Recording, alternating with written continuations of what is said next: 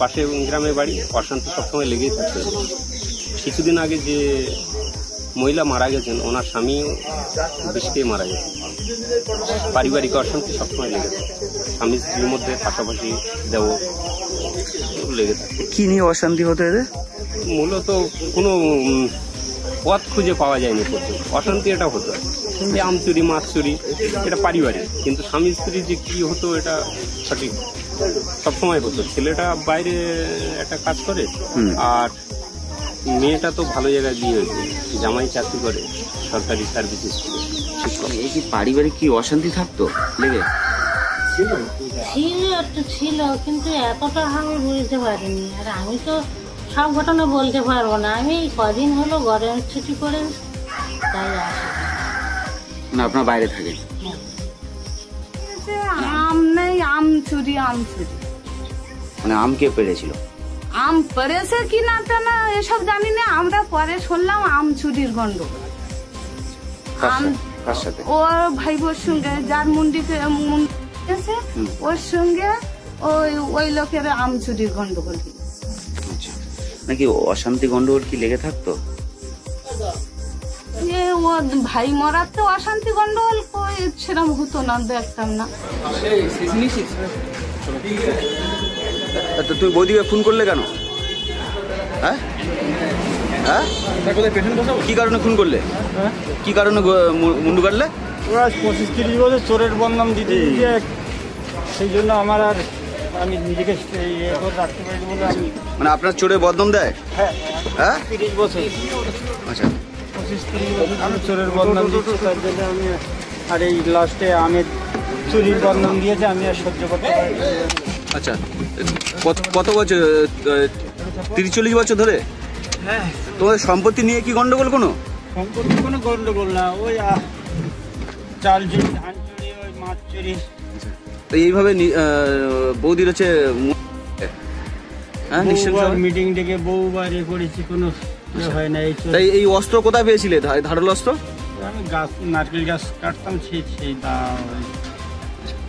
বৌদি কোথায় ছিল তখন? মাটি গরু বানতে গিয়েছিল। তখনই তোমার সঙ্গে আর কেউ ছিল না? তুমি একা? না, সম্পত্তি গন্ডগোল নিয়ে না, এটা এই 40 বছর ধরে হচ্ছে। ওই বাড়ি চুরি চামারি এই নিয়ে ঝামেলা। আজ ঘরে টাকা চুরি করছে, কাল ঘরে ডাকাত করছে, কাল মাছ চুরি হচ্ছে। আমরা, আমার স্বামী ওই বাড়ির স্বামী। আপনি প্রতিবাদ করেন না? চুরিটা না করলে প্রতিবাদ, এই করে তো গন্ডগোল ঝামেলা ওর সাথে। কারা চুরি করছে? আপনার স্বামী? হ্যাঁ, আমার স্বামী, আমি, আমার ছেলে। ওদের জিনিসপত্র আমরা চুরি করি, এই নিয়ে ঝামেলা। এমনি জমি জায়গা নিয়ে কিছু কোনো ঝামেলা না। যে জমি, ওই যে বলছে জমি আলঠিলে ঢুকেছে, জমি নিয়ে এ নিয়ে কোনো গন্ডগোল নেই। আপনার চুরি করেন কেন? আমরা চুরি করবো কেন? আমাদের কি নেই তাই আমরা চুরি করবো? তাহলে কি? ওই নিয়ে গন্ডগোল, ওই মেয়ে ছেলে ওই নিয়ে গন্ডগোল করে শুধু।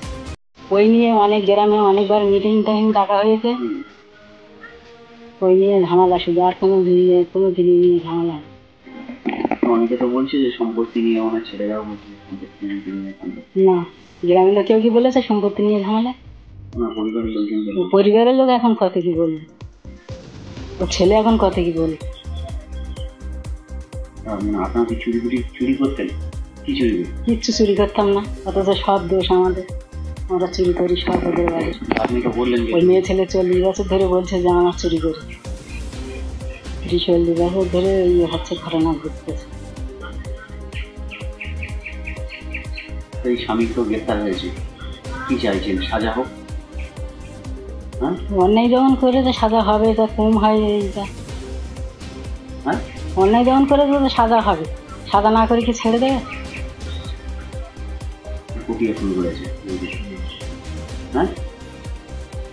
আমি তো ছিলাম না এধারে, আমি থাকলে তো তাহলে আর ঘটনাটা ঘটতো না। আপনিও জানেন না? এই 30-40 বছর আগে তো গন্ডগোল। হ্যাঁ, এই 30 বছর আমি তো বাড়ি আসছি, 32 বছর এই নিয়ে এই ঘটনা, এই চুরি চামার নিয়ে ঘটনা।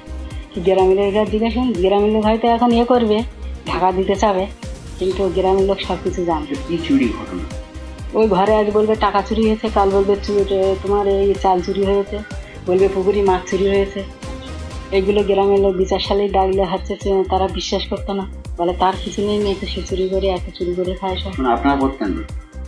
আমরা লোকজন ডেকে বসতাম যে এই মেয়ে ছেলেটা এরকম সবসময় এরকম দৌড় দেয় কেন। আচ্ছা, এই ধারালো অস্ত্র কোথায় পেয়েছে বা আমি কিছু জানি না ওসব, আমি ছিলাম না, কখন কি করেছে এ করেছে আমি বাইরের দিকে ছিলাম। আমার ছেলে বউ চলে যেতে ওরা শ্বশুরবাড়ি চলে গেছে, আর আমি ওই বাইরের দিকে ছিলাম, কখন কি করে আমি ছিলাম না এখানে। আপনার স্বামী কি মানসিক ভারসাম্যহীন? না, তাই ভালো মানুষ হিসাবে আপনি বলছেন, কিন্তু তাহলে এমন ঘটনা করলো, একটা হারিং করার ঘটনা। রাগী কি উনি খুব, আপনার স্বামী বিমল মণ্ডল? রাগেও না, হ্যাঁ, আপনাকে কোনো কারোর সঙ্গে ঝামেলা করে না, না আমাদের বাড়ি কারোর সঙ্গে ঝামেলা না, গ্রামের লোকের সঙ্গে কারো ঝামেলা না। আপনাদের স্বামী স্ত্রী কোনোদিন না না, আমাদের কোনো অশান্তি নেই। আমার ছেলে বৌমা কেউ বলতে পারবে না যে এদের মধ্যে অশান্তি।